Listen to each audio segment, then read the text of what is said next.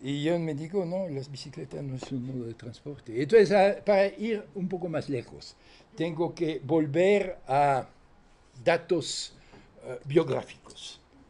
Efectivamente, pasé el año 1963.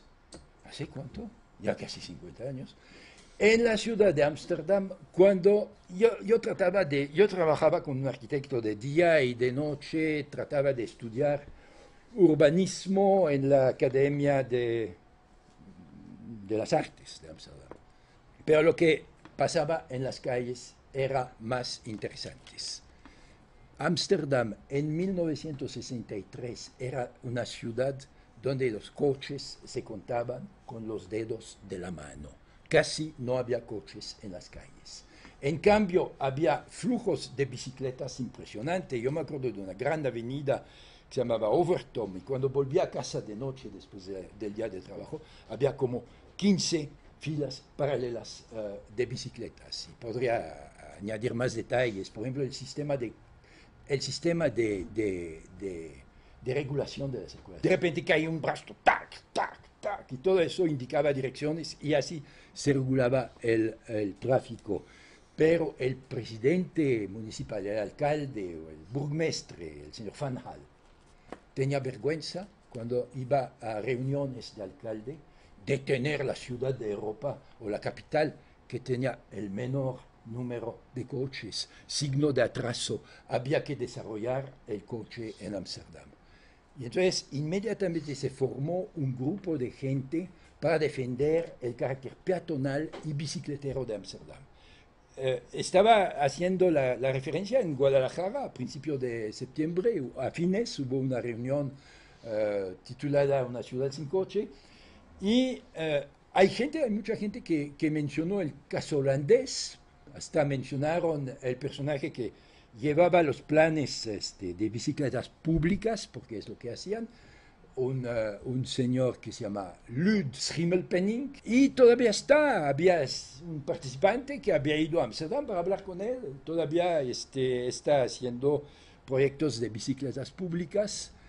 Este movimiento estaba muy asociado con movimientos artísticos, por ejemplo, con el movimiento plástico Cobra. Cobra es un movimiento de resistencia a la hegemonía de París en el mercado de las artes plásticas. Y varios artistas de Cobra eran activos en este movimiento pro bicicletero, que llegó a llamarse Provo.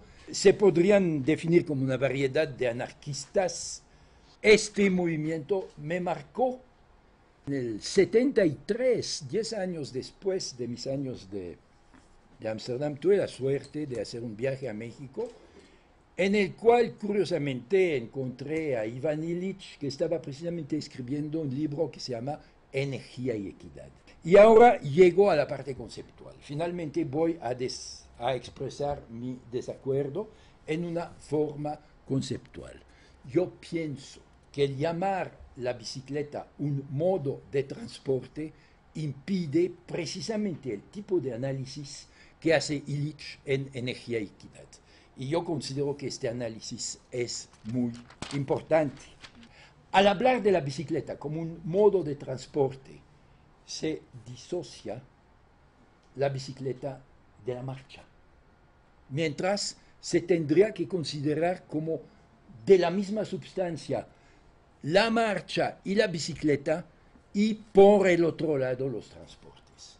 ¿Y por qué? Porque los transportes y la marcha autónoma, bicicleta o marcha, son modos que Iván Illich llamaba homólogos. ¿Por qué? Porque se pueden comentar en las mismas palabras. Sirven a ir de un punto A a un punto B. Pero es todo lo que tienen en común. Fuera de eso, el transporte es una operación económica. El transporte paga, cuesta, genera ganancias de un lado, costos del otro lado, y es altamente controlado. En cambio, la marcha no es económica, no es una producción de valores de uso, no es una contribución a esos indicadores económicos con los que se clasifican los países, es una actividad que produce valores de uso, recordando, según yo, lo mejor del capital, que él califica de fetichismo de la mercancía, ¿no? Esa noción de que tenemos la mente programada para solamente dar valor a las cosas que tienen un precio. La gran ventaja de la movilidad por transporte es que tiene un valor económico, es que se puede agregar al Producto Nacional bruto o neto o lo que sea y que genera empleos. Los transportes se justifican desde la Segunda Guerra Mundial por su capacidad de crear empleos. La verdadera motivación de la mayor parte de las infraestructuras de transporte es la creación de empleos. En cambio, el análisis de Illich tiene una forma de claridad mental escolástica. Y siempre procede hay esto, pero también hay esto. Y esto no es esto. Hay el transporte y hay una forma de movilidad que no es transporte, porque no cuesta, porque no produce valores de cambio, produce valores de uso. Y hay que darle un nombre. Él dijo transporte y tránsito. Pero está mucho más claro si decimos que de un lado hay la movilidad autónoma, la marcha, y la movilidad heterónoma. Heterónoma, el someterse a la norma de otros. Y, según Illich, no hay que confundirlo, pero hay que ver lo que hacen juntos. Porque la movilidad autónoma y la movilidad heterónoma entran en sinergia y crean una tercera realidad que tiene de los dos, que vamos a llamar la circulación, o en inglés, the traffic.